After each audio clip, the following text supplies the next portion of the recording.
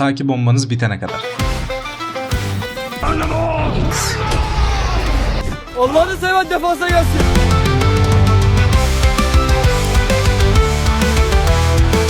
Selamlar dostlar, Respawn Türkiye kanalına hoş geldiniz. Bugün sizlerle beraber Conqueror's Blade'in yeni Sparta sezonundayız. Bildiğiniz üzere sezon başlarında bir sezon mührü dönemi oluyor. Bundan dolayı şu anda bütün oyuncular istisnasız bir şekilde en fazla Tier 3 birimler oynayabiliyorlar. Sezon mührü nedir? Öncelikle size onu açıklayayım. Her sezon başlangıcında belirli tarihler arasında bazı birimlikler ve bazı özellikler kapalı ya da kısıtlı durumda olur. En bariz olanlardan bir tanesi birimler üzerine. Şu anda sezon başlangıcında en fazla 3 yıldızlı birimler yani Tier 3 birimler kullanabiliyoruz. Bunun dışında herhangi bir şekilde zırh bonusu, silah bonusu, herhangi bir bonusu da sahip değiliz. Yani bu dönemleri daha yeni başlayacak oyuncular için bir fırsat olarak görebiliriz. Çünkü bu sezon mührü dönemlerinde yeni oyuncu ile eski oyuncu arasında çok bir fark olmuyor. Çünkü herkes ortalama aynı şeyleri kullanıyor. Tabii ki birimler açısından farklar olacak. Ancak birebir vs'lerde farkın oldukça azaldığını söylemek gerekir. Peki bu sezonda ne yapabilirim? Bu sezonda kendi farkınızı nasıl yaratabilirsiniz? Bununla ilgili çok bariz bir durum var. Çünkü Tier 3 ve Tier 2 birimlerinin hepsinin ortak bir özelliği var. Herhangi birinde bir ateş hasarı dayanıklılığı yok. Ateş hasarına dayanıklılık nedir? Ateş direnci nedir? En basitinden Tier 5 ünitlerin hemen hemen hepsine baktığınızda bir ateş dayanıklılık bonusu vardır. Bu ateş dayanıklılığı demek tamamen dayanıklı oldukları anlamına gelmiyor. Normalde ateş hasarı alıyorlar. Ancak aldıkları hasar oldukça düşüyor. Bir de bunun yanı sıra yalıtılmış bonusu var. Yalıtılmış bonusu ise bu birimi direkt yakmanız zor. Ateş hasarını başlatabilmek için bunları tutuşturmanız lazım ve kolay kolay tutuşmuyor bunlar. Bu dönemde ateş hasarını verebileceğiniz en bariz birliklerden bir tanesi ateşli okçular ve bunları açmak çok kolay. Şöyle göstermek gerekirse menzilli birlikler kısmına geldiğinizde demesne okçuların hemen alt tarafında yakıcı okçuları açabiliyorsunuz. Burada bir çeviri hatası var galiba. Birim ağacından bu birimi açmanız yetmiyor. Bu birimi açtıktan sonra da size kesinlikle tavsiyem bu birimin geliştirmelerini de açmanızdır. Alevli okların süresini uzatma hem de verdikleri alev hasarını arttıran bir tane geliştirmeleri mevcut. Tabi bu geliştirmeleri almak için şeref harcıyorsunuz ancak hani sizi pişman etmeyeceğini garanti edebilirim.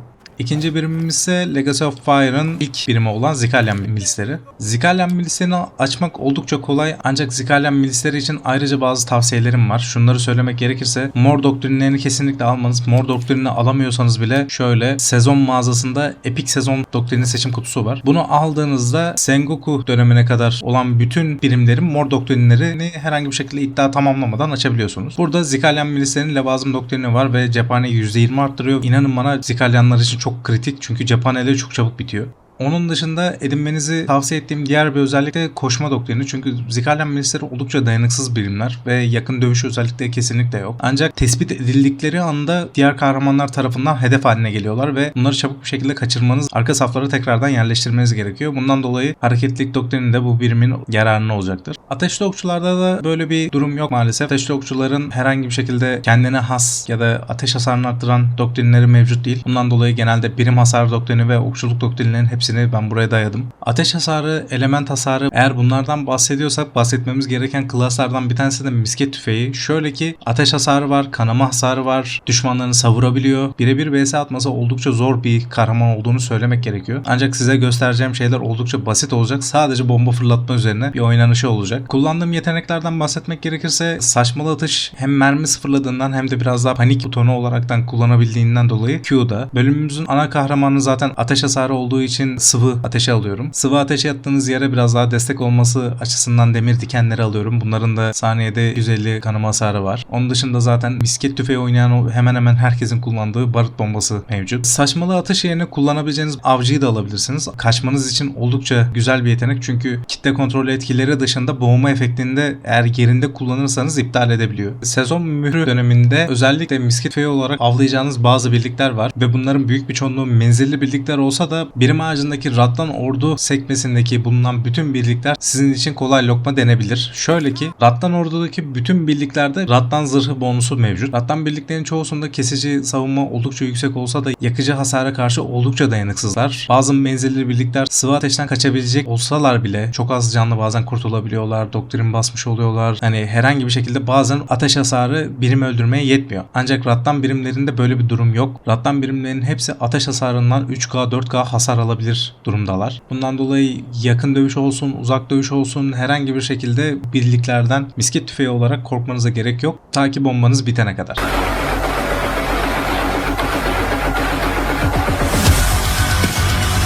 hemen maça başladığımız gibi kondot değerleri aldım ancak değişebilirim duruma göre. Biraz A'yı savunup savunmayacaklarına bağlı. Çünkü uzun zamandır oyuncular A'yı savunmaktansa geri çekilmeyi tercih ediyorlar. Kullerini de bir kıralım.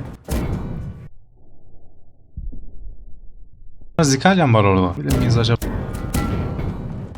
Ah, vurdum galiba birkaçını. Tamam, geri çektiğine göre hasar aldı onlar. Şöyle koşu yoluna bir tane sallasam.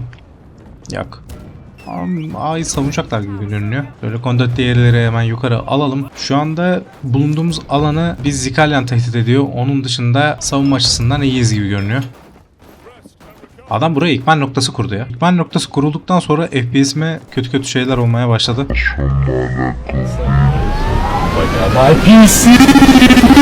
Şurası şu an şenlik alanı gibi bir şey yani. Keşke ben de Zikalyanları almış olsaydım tabii tripşe geleceğinde az çok tahmin edebiliyorduk. Ne kanama hasar vurdu, ne kanama hasar vurdu. Ölen yok ya. Biraz kaçmam gerekecek. Hemen şurayı biraz daha hafifletebilirsem tripşe geliyor. Ancak birimim zaten kalmadı. O yüzden çok da bir derdimiz yok. Şuradan karşının Zikalyanını aradan çıkarabilir miyim?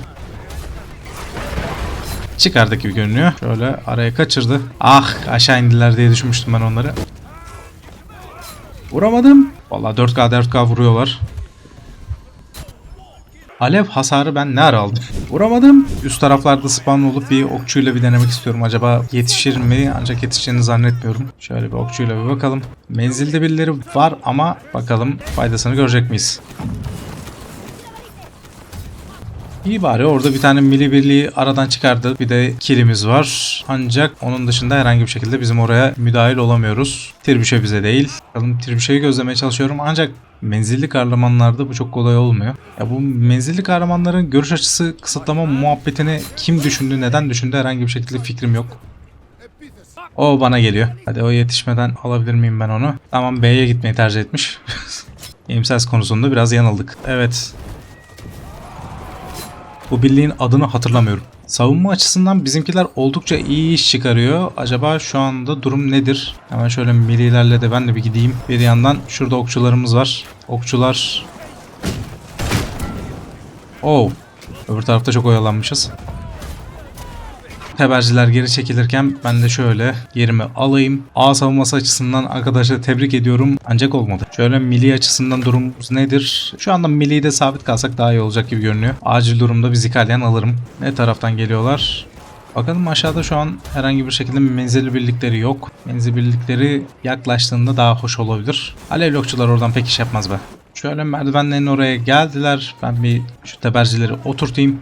Şöyle bir hoş geldin karşılaması yapabilir miyiz derken, o da olur. Yetişemedik. Bizden önce davranmışlar. Şöyle, o zaman yapacak bir şey yok. Ben Zikalyan'ı alıyorum. Şöyle salvumuzu attıralım. Zikalyanlarda çoğu insanın atladığı bir durum var. Sadece yetenekler harici de bomba atabiliyorsunuz. O bir şey. Böyle şuradan attırırsam acaba olur mu diye düşünüyorum. Umarım olur. Evet. Güzel bir yere. Güzel bir hareket oldu benim açımdan. Yakınlarda bir yerde herhangi bir birikim var mı? Bir bakalım. Şu anda toparlanmaya çalışıyorlar gibi görünüyor. Okçuları var. O ne okçusu bilmiyorum. Şöyle bir bakınayım. Gördüğünüz gibi menzilli birliklerden herhangi bir şekilde korkmanıza gerek yok. Özellikle misket tüfeği oynarken. Onlar sizin için tamamen skordan ibaret. Ama onlar geldiğinde çok bir şeyimiz yokmuş gibi görünüyor. Abi birisi C'ye gidebilir mi? C'ye gidebilir mi? Alo.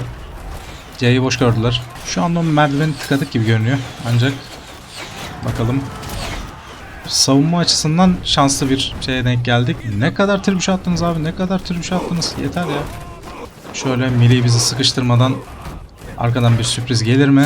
Şu anda zannetmiyorum. Şu an bir yerden öyle bodoslama atlayan bir kahraman ağzıma vurabilir. Şuraya ben ulaşabilirsem çok güzel olacak. Ulaştı mı? Yok. Ama gene iyiydi. C'ye gidiyor, C'ye gidiyor, C'ye gidiyor. Şu anda çok saçma bir fedakarlıkta bulunacağım. Fedakarlıkta bulunamıyorum bile. Abi içeri birisi gelebilir mi acaba? İçeri abi, içeri rica ediyorum, içeri birisi girebilir mi?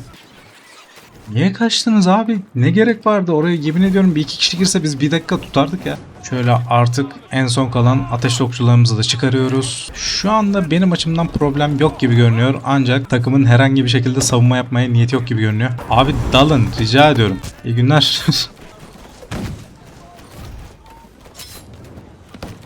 Abi ateşli okçuları şuraya bir yönlendirsek, şu yeniçerileri de bir aradan çıkarsa. Abi içeri. Allah'ını seven defansa gelsin. Abi içeri. Bakın rica ediyorum içeri. İçeri girer misiniz rica ediyorum. Takımın içeri girememe gibi çok büyük bir problemi var. Maçı aldık gibi görünüyor. Cidden bir ara beni bir endişelendirdiler. Yalan olmasın. Savunma çok iyi gidiyor. Geri kaçıyorlar. Savunma çok iyi gidiyor. Geri kaçıyorlar. Tamam hadi bir tanesi ben yetişemedim de o C'yi tutardık biz be abi. Ve zafer. Yani ateşli okçularla ilgili çok fazla taktik veremedim. Ancak şunu söylemek gerekirse ateşli okçuların kullanım alanları genel olarak ön safları taramak değil de ön safların bir arka kısmını taramak üzerine. Şöyle ki kalkanlı birlikleri tutuşturamıyorlar. Ancak kalkanlı birlik dışında herhangi bir şekilde başka birime değdikleri anda çok fena ateş hasarı vurmaya başlıyorlar ve gösterdiğim geliştirmeleri alırsanız bu ateş hasarı binli hasarları çok rahat bir şekilde görüyor. Gördüğünüz gibi misket tüfeğini oynamak da o kadar zor değil. Oyun biraz daha böyle birebir vs'den ve skill kullanımından daha çok tower defense oyunu gibi bir şeye dönüşüyor. Çünkü nereye bomba atarsanız birlikleriniz nasıl yönlenir gibi şeyleri kafaya yormaya başlıyorsunuz. Onun dışında ateş hasarı ve bu sezon mührü döneminde tier 3 bölümlerle neler yapabileceğinize dair ufak taktikleri verdim. İzlediğiniz için teşekkür ederim. Abone olmayı unutmayın. Kendinize iyi bakın.